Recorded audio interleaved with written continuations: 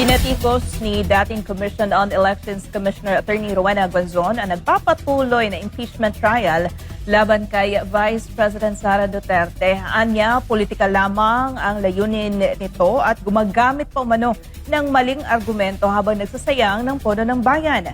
Naritong ulat ni Jim Raybios. Sa kanyang pakipagpulong sa media sa Cebu kamakailan, kwestiyon ni Guanzon ang mga argumento ng prosecution, kabilang ang paggamit ng COA disallowances bilang ebidensya ng graft and corruption.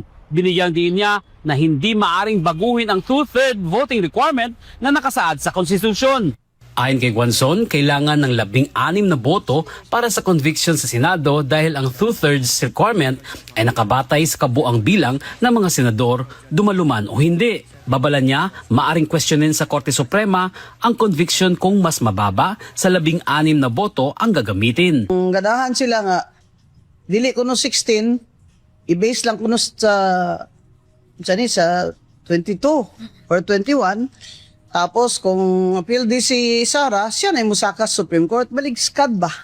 Baligtad yan. Kasi that is not a it's a flexible rule. That is a rule set in the Constitution. It should be 2/3 of all the members of the Senate, whether they're present or absent, unless they're already dead. Question din niya ang paggamit ng COA Notice of Disallowance bilang patunay ng graft and corruption.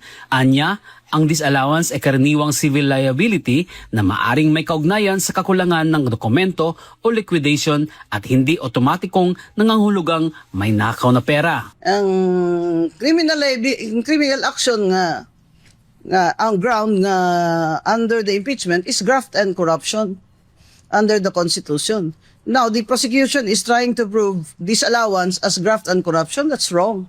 Disallowance is only a civil liability. Inilarawan naman ni Guanzon ang impeachment trial bilang isang malaking distraction at pagsasayang umano ng pera ng taong bayan. Yung impeachment na ito, we're wasting our taxpayers' money. They should be solving instead the problems of the country. Bagamat kinilala ni Guanzon ang pangangailangan ng due process sa impeachment trial, nanatili ang kanyang panindigan na hindi pa umano napatutunayan ng prosecution ang kriminal na paglabag laban kay Vice President Sara Duterte. Mula dito sa Cebu, para sa Diyos at sa Pilipinas nating mahal, Jim Reviosa, SMNI News.